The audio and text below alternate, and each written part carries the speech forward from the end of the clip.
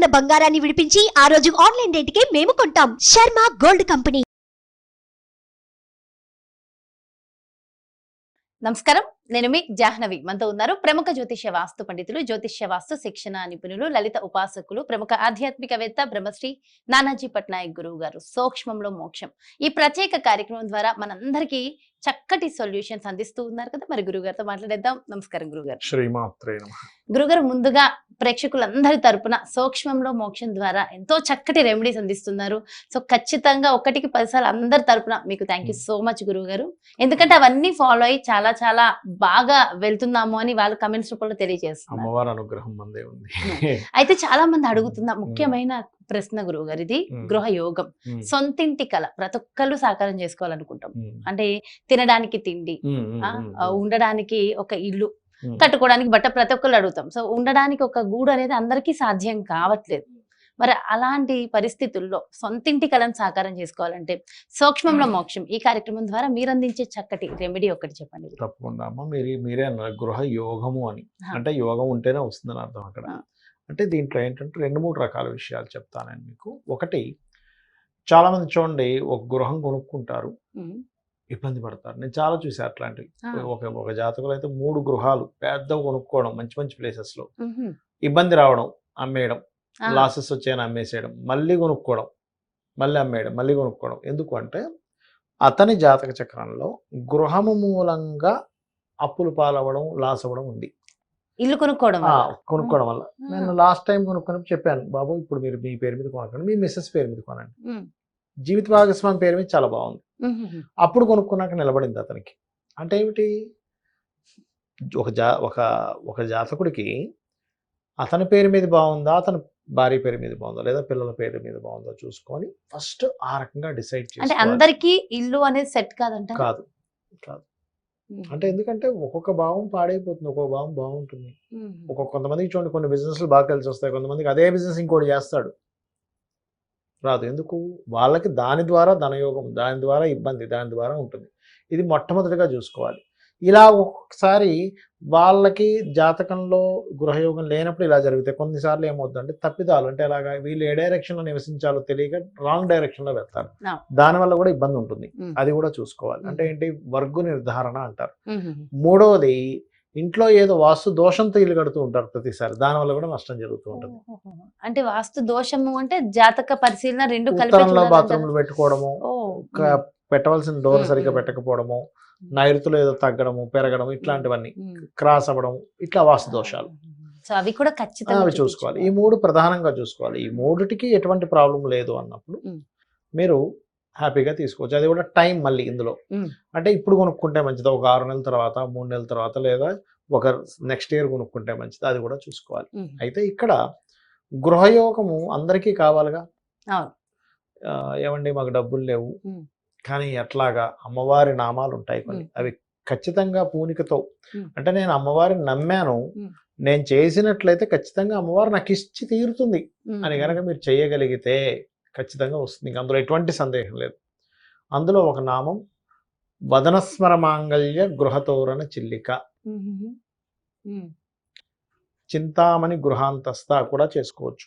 ఓం చింతామణి గృహాంతస్థ, పంచబ్రహ్మాసన స్థిత కూడా చేసుకోవచ్చు. ఓకే.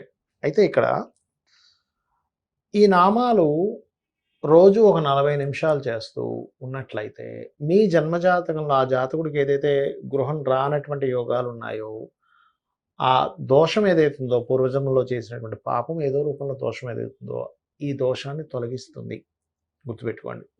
అలాగే మరొక విషయం ఏంటంటే, ఇక్కడ కొంతమంది మహాభక్తులు ఉంటారు, అంటే ఇంకా శివుని మీద, అలాంటిది ఒక ఉదాహరణ చెప్తాను నేను మీకు. శివుడి గురించి. అంటే శివులు అలా ఉంటాయి, గుర్తుపెట్టుకోండి. ఒక వ్యక్తి వాళ్ళ ఫ్యామిలీలో ఉన్న అన్నదమ్ములు అందరూ మంచి సెటిల్డ్, అందుకని అందరూ చక్కగా చదువుకున్నారు, ఒక్కొక్కరు బ్యాంకులోని, ఇంకోరు, వాళ్ళందరికీ గృహాలు ఉన్నాయి. ఈ వ్యక్తి మాత్రం పెద్దగా చదవలేదు, అంటే చదువు అవ్వలేదు. చిన్నప్పటి నుంచి ఆ పని ఈ పని చేసుకుంటూ ఎలాగో వీరు చదవట్లేదని ఇంట్లో వాళ్ళు వదిలేయడం, తర్వాత ఒక వాచ్మ్యాన్గా సెటిల్ అవ్వడం, ఇట్లా జరిగింది. 2 ఆడపిల్లలు, అందరూ అంటే కొంచెం చులకనగా చూసేవారు అతన్ని. ఏంటి 2 ఆడపిల్లలు ఉన్నారు, నువ్వు చూస్తే ఇది, నీ జీతం చూస్తే ఇది, పిల్లలకి ఎలా పెళ్లి చేస్తావు, ఒక ఇల్లు ఏం కట్టుకుంటావని. చూడండి అతను మహాశివ భక్తుడండి. ఉమ్. అంటే శివుడు ఇచ్చే లీల గురించి అదే చెప్తున్నా. ఇప్పుడు అంటే ఈ కలియుగంలో ఈ ఇప్పుడు కలియుగంలో జరిగింది జరిగిన విషయం. వాళ్ళ బాస్కి ఎందుకో ఏదో అనిపించింది. ఆయనకి చాలా ల్యాండ్స్ ఉన్నాయి అతనికి, వాళ్ళ బాస్కి. ఓకే. నర్సింగో ఏదో పేరండి అతని పేరు, నాకు గుర్తు రావట్లేదు సరిగ్గా, చాలా సంవత్సరాలు అయింది కాబట్టి. నీకు ల్యాండ్ లేదు కదా, ఆడపిల్లలు ఉన్నారు కదా, ఇగో ఈ 300 గజాలు తీసుకో, అక్కడ తీసేసుకొని ఇచ్చేసాడు ఆయన. చాలా సింపుల్ గా ఇచ్చాడు ఆయన. ఎందుకు? ఆయనకు బోల్డ్ అన్ని ల్యాండ్స్ ఉన్నాయి. ఆయనకి ఏమనిపించింది అంటే, సరే ఇన్ని ల్యాండ్స్ ఉన్నాయి, ఏం పట్టుకుపోతాను అనుకున్నాడు. ఎందుకు అంటే శివుడు అలా కలిగించాడు, ఆయనకి ఆలోచన కలిగించాడు, ఈయనకి రావాలి కాబట్టి. అది అప్పట్లో పెద్ద ల్యాండింగ్ కాదు అది, కానీ అది కట్ చేస్తే కొన్ని సంవత్సరాలు మారాక 80,000 గజంకి వెళ్ళిపోయింది. 300 గజాలు ఇంటూ 80,000 వేసుకోండి, 2,40,00,000. ఎలా వచ్చింది? బోలా శంకరుడు అదే కదా. అది చక్కగా 2 పిల్లలు పెళ్ళిళ్ళు ఉన్నాయిగా అమ్మేశాడు.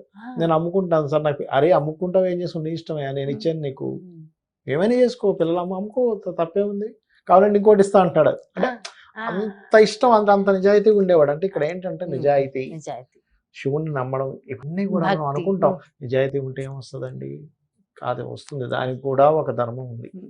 అయితే చక్కగా ఏం లేదండి, అది అమ్మేశాడు, 2 పెళ్లి చేసేసాడు, ఇంకా మిగిలిన డబ్బులతో అపార్ట్మెంట్ కొనేసుకున్నాడు, సరిపోయింది, హ్యాపీగా ఉండొచ్చు. అంటే మీకు యోగాన్ని కలిగించేటువంటి శక్తి పరిపూర్ణంగా భగవంతుడికి ఉంటుందని నమ్మకంతో కనుక మీరు ఉన్నట్లయితే ఒక రోజులో అయిపోతుంది.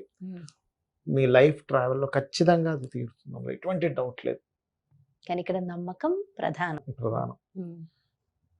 ఇంట్లో తోరణాలు, ఇప్పుడు మీకు మొదటి నామని చెప్పాను లలిత సహస్రనామాలో, వదనస్మర మాంగళ్య గృహ తోరణ చెల్లిక. అమ్మవారి వదనం ఎలా ఉందట, ఈ కనుబొమ్మలు తోరణాల్లాగా ఉన్నాయట, ఇంటికి కట్టిన తోరణాల్లాగా ఉన్నాయట. ఈ కనుబొమ్మలు ఏవైతే ఉన్నాయో తోరణాల్లాగా ఉన్నాయని చెప్పి అనుకుని ఎవరైతే చేసుకుంటారో, గృహమే అమ్మవారిగా ఎవరైతే భావిస్తారో, ఖచ్చితంగా అమ్మవారికి గృహయోగాన్ని ఇచ్చి తీరుతుంది. అట్లా ఇంట్లో ఏమైనా తోరణాలు కట్టాలంటారా? గుమ్మానికి కట్టుకోవాలి, లక్ష్మీ స్థానం అది. అంటే ఆ గుమ్మం ఏదైతే ఉంటుందో లక్ష్మీదేవి స్వరూపం శాస్త్రంలో ఉంది. అది లక్ష్మి, అందుకే దాని మీద నిలబడొద్దు, దాని మీద తలబెట్టి నిద్రపోవద్దు అని చెప్తుంటారు. ఎందుకంటే లక్ష్మీ స్థానం, లక్ష్మీ స్థానాన్ని మనం అట్లా చేయం కదా. కాబట్టి ఇది చేసినట్లయితే ఖచ్చితంగా వారికి గృహయోగం కలిగి తీరుతుంది, ఈ మంత్రం కనుక చేసుకున్నట్లయితే. నిజంగా అంటే గృహయోగం సొంతం కావాలనుకున్న వాళ్ళకి ఇది ఈ జాగ్రత్తలు తీసుకోవాలి, ఇవి చూసుకోవాలి, నిర్మించుకోవాలి, బాగుంటుంది. కొంతమంది ముహూర్తంలో దోషం ఉంటుంది, కొంతమందికి ముహూర్తంలో గృహారంభం చేసేటప్పుడు సరైన ముహూర్తం లేకపోతే కూడా ఏదో ఆగిపోవడం, దానివల్ల ఇబ్బంది పడ్డాలు జరుగుతూ ఉంటాయి. అది చూసుకుంటే సరిపోతుంది. కాకపోతే జాతక పరిశీలన అనేది ఖచ్చితంగా ఉంటే మరింత శ్రేష్టం. అంటే మనకి యోగానిచ్చే గృహం మనకు కష్టపడి అక్కడ పెట్టి మళ్ళీ నష్టపోవడం ఎందుకు? అదేదో భాగస్వామి పేరు మీద, పిల్లల పేరు మీద కొనుక్కుంటే అయిపోతుంది, అంతే కదా. అదేదో ఇన్ని లక్షలు ఇన్ని కోట్లు పెట్టి ఇల్లు కొంటాం, ఒక్కసారి జాతకం చూపించుకుంటే ఎంత బాగుంటుంది నిజంగా. ఆ పర్టికులర్ ఇబ్బంది పడకుండా ఉండడానికి ఇది మరింత యోగం ఫలితం ఇస్తుంది. చక్కటి రెమెడీని అందించారు గురుగారు. Thank you so much. నమస్కారం. శ్రీమాత్రే నమః. ఎస్, ఇదండి మరి నిజంగా మనం ఎన్నో లక్షలు పెట్టి కోట్లు పెట్టి ఇల్లు కొంటాం, కానీ ఒక్కసారి మన జాతకాన్ని పరిశీలించుకోవడము, దానికి సంబంధించిన వాస్తుని ఒక్కసారి పరిశీలన చేసుకోవడం మరింత యోగాన్ని శుభాన్ని కలగజేస్తుంది కదా. మరి చాలా చక్కగా మీ సొంతింటి కళని సాకారం చేసుకోవడానికి గురువు గారు చక్కటి రెమెడీస్ అందించారు కదా.